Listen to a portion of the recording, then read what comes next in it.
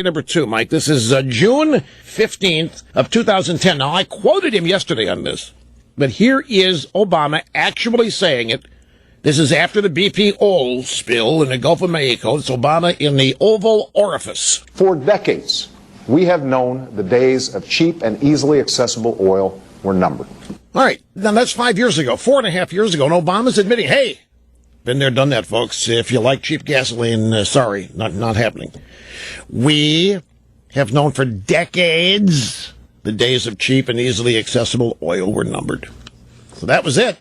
From that day forward, oil going to be priced sky high, and that's why he said that. Why? To move on global warming, to move on alternative energy, to buck up what he was doing with solar and wind and all those other losing things. Okay, let's listen to last night. This is an illustration exactly why I didn't want to put up with this last night. We just heard him say 4.5 years ago that the days of cheap and easily accessible oil were over. But last night, we believed we could reduce our dependence on foreign oil and protect our planet. And today, America is number one in oil and gas.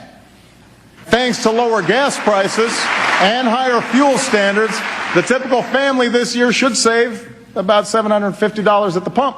Right. He's the last guy in the room to know about it. He's probably the most surprised guy in the room. This is not exactly what he intended. He didn't want the gas price coming down.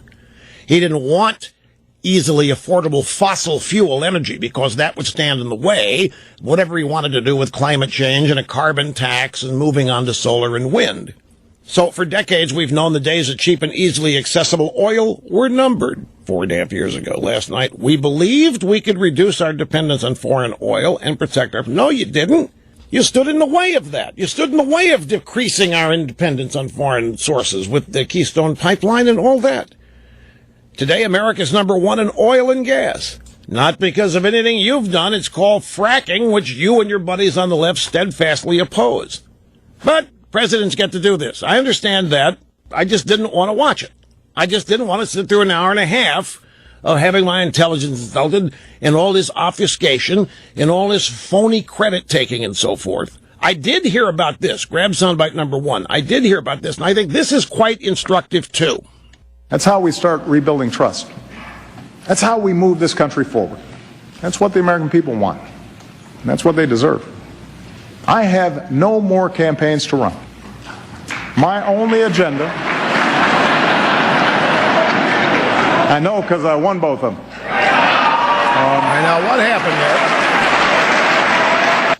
there. Here's what happened. Obama's going on and on and on, and he's in his own mind, and everybody else telling you how great he is, and how wonderful he is. And he's going to great, how great he's been for America, and oh man, it's just so great. And now he's moving on into that great Oval Office in the beyond, because he's not going to be able to run again. And for the first time, I would imagine, well, maybe not the first, but the Republicans applauded. And that ticks him off, because they've been sitting on their hands all night. They didn't applaud anything he'd said, because why? It's all a bunch of crap. So when he mentions that he can't run for office again, there's not going to be any more campaigning, they finally applaud. And that just, this little petulant guy, no, you don't treat him that way. So he has to throw this, yeah, I know. I won both of them. Anyway, folks, there was nothing new. It was as predictable as anything in politics is. I did say that he was a con man. I said that yesterday. That hasn't changed. Why? Something. Oh, Snerdley is telling me that the whole thing last night was just a big con. Well, of course it is. Here you have a guy who hasn't, in terms of policy, there hasn't been anything to generate any economic boom, and yet the gas price plunge is enough to do it. I mean, the percentage decrease in the price of gasoline and what that means for people's disposable income, that alone is enough to boost an economy. And there he is, having had nothing to do with it. In fact, if he'd had his way, the oil price would not have come down. Don't doubt me on this. Anyway, he gets to take credit for it, fine and dandy, but that's part of the con as well. Anyway, here are more of the headlines of what Cookie prepared for me. Obama lies on the economy, best since 1999. Obama's lie on the war on terrorism, it's over. Obama lies on ISIS, we're stopping them. Obama's lie on a minimum wage, Republicans want you to live on $15,000 a year. Obama's lie on community college, that it will cost nothing. Obama's lie on climate change, that it threatens our national security. Obama's lie on Gitmo, I will close it. Obama's lie on race, tying Selma with Ferguson and New York City. And those are the sound bites. I asked her, give me the things he lied about. And so that's what I got. I don't know if I'm going to use them. I mean, why would I use them? I didn't want to watch them last night. And why would I subject you to it today? You know. Well, maybe for some of it for laughs. I'll just have to see how it all plays out. But this is classic. And by the way, the minute the Republicans applauded when he said that was it for him and he couldn't run any more campaigns, you know, and then the Republicans do that as a joke. You see the real Obama there. You gets ticked off. How dare you insult me, affronting me like that? You know, that was very typical. But this Chuck Todd thing, Obama got the post-election honeymoon, not the Republicans. I don't care what they want to do.